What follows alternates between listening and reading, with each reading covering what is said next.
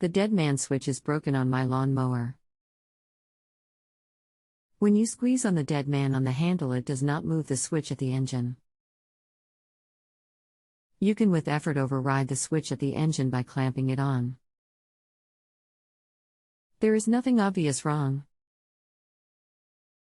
I suspect that I need to replace a broken part. What part do I need? Hello and thank you for choosing this service.